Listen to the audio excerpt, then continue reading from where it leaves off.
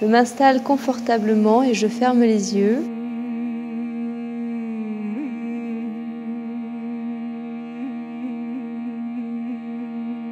C'est comme si je respirais dans mes bras.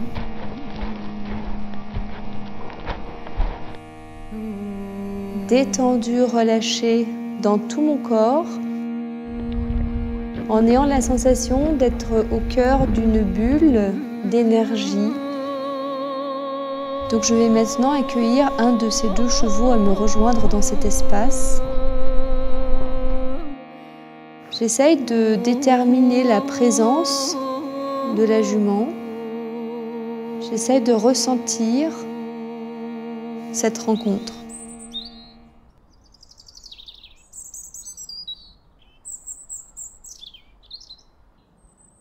Alors moi je m'appelle Charlotte Letien, donc je suis communicant animalier. Je donne des formations en communication animale pour le tout public, les particuliers qui veulent pratiquer pour eux-mêmes ou les professionnels qui cherchent à développer cet outil en complément de leur pratique pour avoir une relation plus approfondie, de meilleure communication avec les animaux. Donc c'est une formation en présentiel qui se donne sur 7 jours et qui est organisée en 3 modules. Le module 1, c'est vraiment l'initiation, le point de départ. Donc lors du module 1, on apprend étape par étape, techniquement, comment ça se passe une communication animale. Donc à l'issue du module 1, les participants à la formation ont toutes les données techniques et pratiques pour réaliser une communication animale.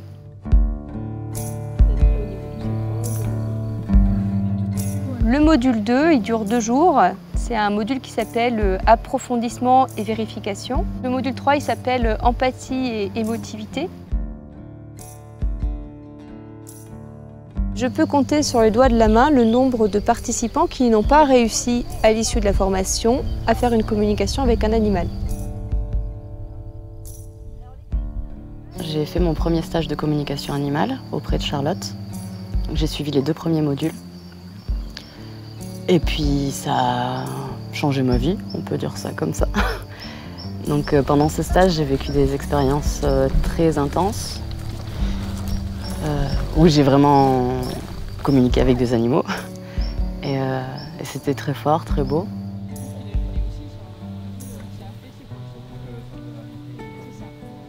L'empathie, c'est la capacité à ressentir la vie intérieure de l'autre pendant un temps déterminé. Quand je communique avec un animal, moi je vais commencer par me préparer à cette communication en passant par un exercice de relaxation. Donc quand j'ai la pensée d'un animal dans ma tête, j'ai pas des mots, j'ai des images que lui il voit ou je le vois lui dans la situation. Donc je ne me retrouve pas envahie par sa vie intérieure, mais je peux la ressentir pendant 1 minute, 2 minutes.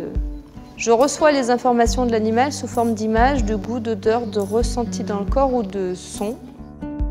Donc ça correspond à du réel, on n'est pas dans de l'onirique.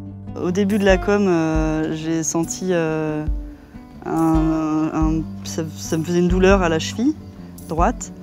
Et après, quand je lui ai posé la question comment te sens-tu dans ton corps, je l'ai vu arriver vers moi puis se retourner et me montrer vraiment, se retourner et montrer sa cheville, du coup, je sais pas comment ça s'appelle chez le cheval, mais voilà. Ça me permet juste de valider ça, et je crois que j'ai vraiment besoin de ça, que ça soit concret, quoi, de sentir qu'en fait ça marche, en le voyant aussi, quoi. Et si tu parlais d'elle, comment tu la ressens?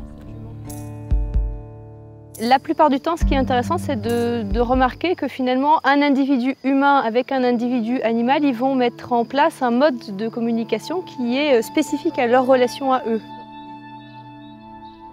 Mais par contre, dans cette relation homme-animal, on peut avoir de l'anthropomorphisme en fait, simplement parce que si l'humain ne connaît pas bien les codes de comportement de l'espèce avec laquelle il vit, on va avoir tendance à projeter sur l'animal notre propre vie intérieure, nos émotions, nos sentiments.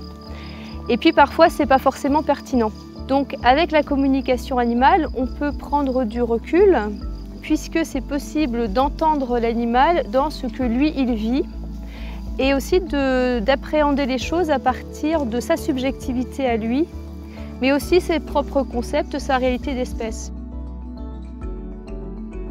Ouais, c'est ça. C'est-à-dire que mes premiers ressentis, mes intuitions que j'ai par rapport à les liens que je peux tisser avec les animaux, ou que je peux vite capter, l'idée effectivement de cette communication animale, c'est de pouvoir approfondir, mais aussi un peu mieux interpréter leur message et de pouvoir l'expliquer aux éleveurs.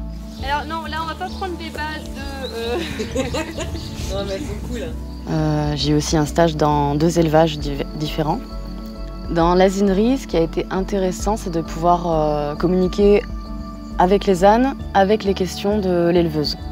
Et donc en fait, en communiquant avec les ânes, on leur a tout simplement demandé ce qu'ils avaient envie de faire. Et en fait, les ânes, ils n'avaient pas tous des affinités les uns avec les autres. Il y en avait qui fonctionnaient bien et d'autres moins. Donc on a pu séparer le troupeau en fonction de qui avait envie d'aller avec qui, en fonction de leurs histoires personnelles. Donc les ânes avaient envie de travailler. Donc ça a été intéressant de pouvoir dire à l'éleveuse, ok, là tes ânes, ils sont là pour toi, mais ils ont aussi envie de faire plus.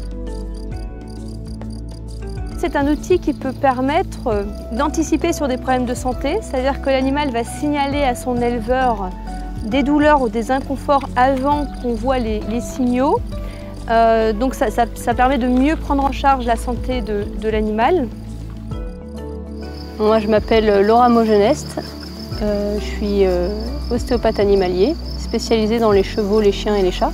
Préparer une séance d'ostéopathie, c'est aussi dire à l'animal qu'on va venir, lui expliquer ce qu'on va faire, le mettre en condition en fait pour pouvoir accueillir l'ostéopathe animalier. Et ça c'est important.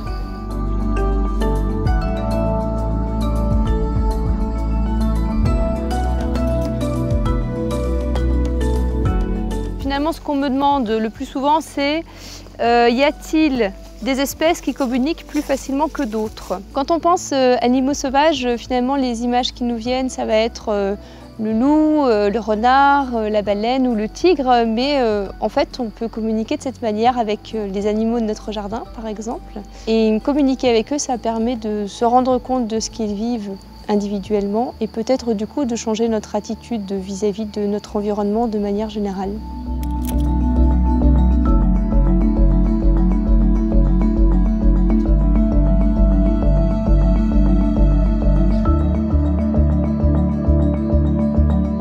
Plus on va pratiquer, s'entraîner, et plus ça deviendra fluide de communiquer avec les animaux, et plus le communicant pourra avoir une quantité importante d'informations.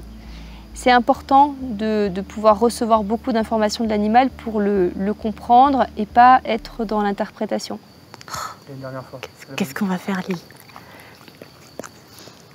J'aimerais bien pouvoir me saisir de cet outil pour recréer du lien entre les humains et les animaux.